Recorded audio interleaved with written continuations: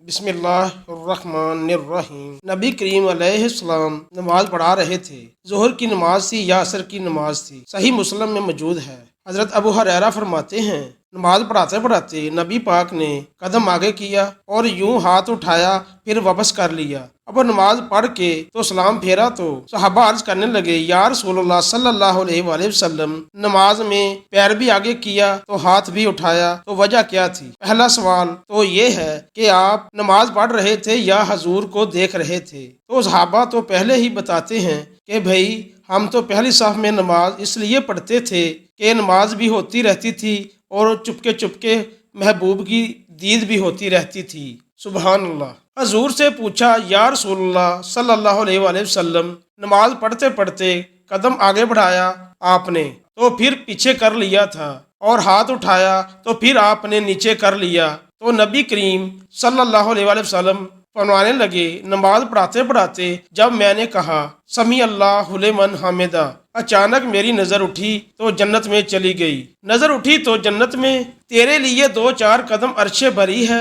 تو محبوب فرماتے ہیں، جب میری اوپر نظر گئی تو میں نے دیکھا کہ انگوروں کا ایک خوشہ لٹک رہا ہے جنت میں، تو میں نے ہاتھ بڑھایا کہ توڑ لوں۔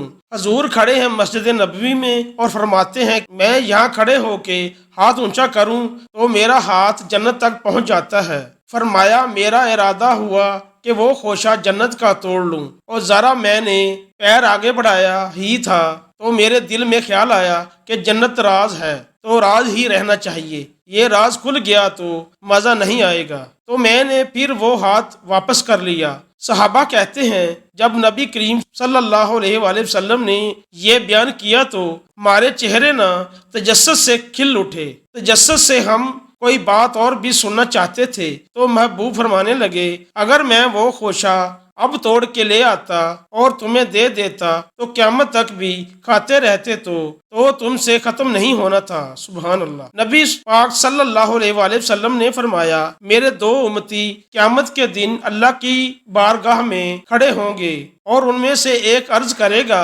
یا اللہ، اس میرے بھائی نے مجھ پر ظلم کیا تھا، میرے اوپر اس نے جبر کیا تھا، تو مجھے اپنا حق اس سے لے کر دیا جائے۔ تو حضور علیہ الصلوۃ والسلام فرماتے ہیں، اللہ تعالیٰ اس شخص سے فرمائے گا کہ اپنے بھائی کو اس کا حق دو۔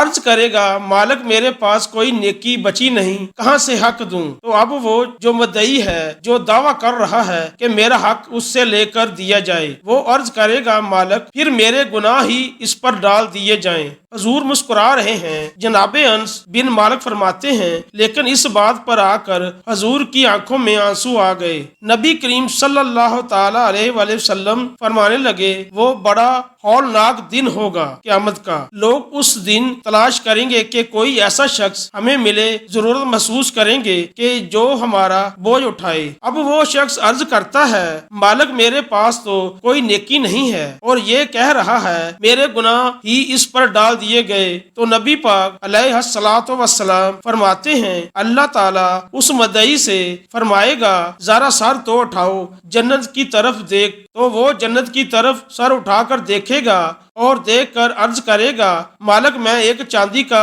شہر دیکھ رہا ہوں جس میں سونے کا محل بنا ہوا ہے، ہیرے جواہرات سے مرصع ہے وہ محل، اے مالک کون اس کا مالک بنے گا؟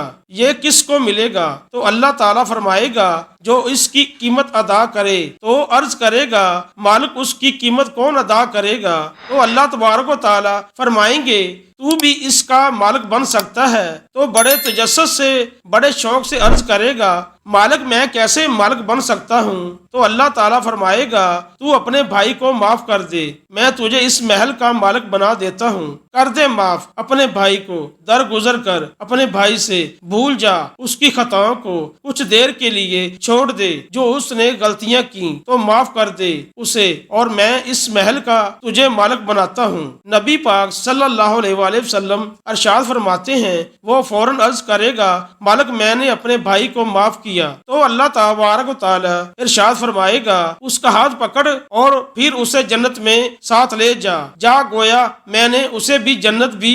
یہاں شاعرین حدیث نے لکھا ہے کہ یہ جس کو کہا جا رہا ہے کہ اس کو پکڑ کے جنت میں لے جا، اگرچہ اس سے غلطیاں ہوئی لیکن بعد میں اس نے توبہ سچی کی، اس نے اللہ کی بارگاہ میں گڑ گڑا کے معافیاں مانگی، اس نے کوشش کی حق ادا کرنے کی، لیکن اگر کچھ کمیاں رہ گئی تو چونکہ سچا تھا، ادا کرنا چاہ رہا تھا، کچھ باتوں پہ پہنچ نہ سکا، تو آج اللہ تبارک و تعالی اس کی طرف سے لوگوں کو صلہ عطا کر رہا ہے۔ اللہ فرماتے ہیں اس کا ہاتھ پکڑ اور جنت میں لے جا۔ اللہ کے محبوب صلی اللہ علیہ وآلہ وسلم نے نتیجے کے طور پر، رزلٹ کے طور پر یہاں ایک بات ارشاد فرمائی۔ حضور فرمانے لگے اللہ تعالیٰ سے ڈرو۔ حضور کو دفن کر کے لوٹے، تدفین سے فارغ ہوئے، قبر مبارک میں اتارا، حکم پورا کیا۔ کہتے ہیں واپس آئے تو جناب انس سے سیدہ فاطمہ کہنے لگی، انس تو نے بھی میرے رسول پہ مٹی ڈالی ہے، انس تیری جرت ہو گئی تھی۔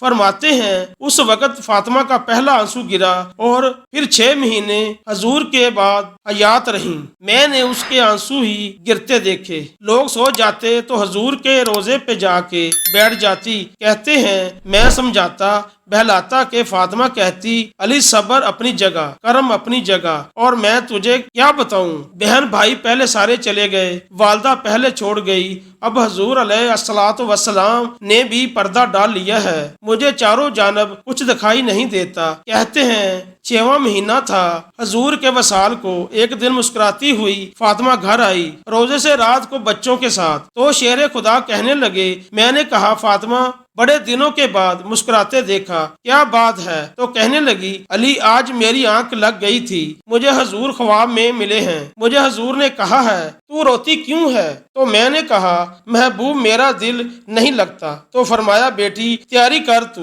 میرے پاس آنے والی ہے۔ سبحان اللہ۔ حضرت علی فرماتے ہیں بس فاطمہ بیمار ہوئی، چند دن گزرے تو مجھے بلایا، کہنے لگی علی وقت جانے کا آ گیا ہے، یہ علی کے گھر کی ہے عزت، علی سے سنتے، نبی کے گھر کی ہے عزت، نبی سے سنتے، وہ جس نے معزز کیا گھرانے کو، حسین پال کے دیا جس نے زمانے کو، جانے کا وقت آ گیا ہے۔ علی پہلی بات تو یہ ہے حضور کی نواسی جناب امامہ سے شادی کر لینا، وہ حضور کو بڑی پیاری ہے، اور دوسری بات یہ ہے کہ میرے حسن حسین ان کا خاص خیال رکھنا، اور تیسرے لفظ کہے تو حضرت علی تڑپ کے روئے، کہنے لگی میں نے وقت گزارا ہے آپ کے ساتھ، حقوق میری ذمہ داری تھے، میں انسان تھی، بھول جاتی تھی، اگر مجھ سے کہیں کوئی کمی رہ گئی ہو تو مجھے رضا الہی سے درگزر کرنا، کہیں میں حضور کے سامنے جا کے شرمندہ نہ ہو جاؤں۔ شیر خدا کرم اللہ تعالی وجہ الکریم فرماتے ہیں میں نے ہاتھ تھاما اور میں نے کہا فاطمہ علی کا بڑا مرتبہ تھا، جو تیری نسبت سے کمال تھا وہ تیرا تھا، کیسی بات کرتی ہو، تو نے تو حد کر دی، شہزادی ہو کے میرے گھر میں خادموں کی طرح رہی۔ حضرت فاطمہ رضی اللہ تعالی عنہا کا دوسرا حکم یہ ہوا کہ مجھے رات کو دفنایا جائے، اور فرمایا میرے پہلے مدینے میں ایسا نہیں ہوتا تھا، یہ حضرت فاطمہ نے سب سے پہلے کہا۔ فرمایا میری چارپائی کے ساتھ لگا کے نہ شاخیں، چارپائی کے ساتھ تو اوپر لا کے انہیں اوپر سے باندھ دینا، اور ان شاخوں کے اوپر ایک کپڑا ڈالنا، میرے کفن پر بھی کسی کی نظر نہ پڑ جائے۔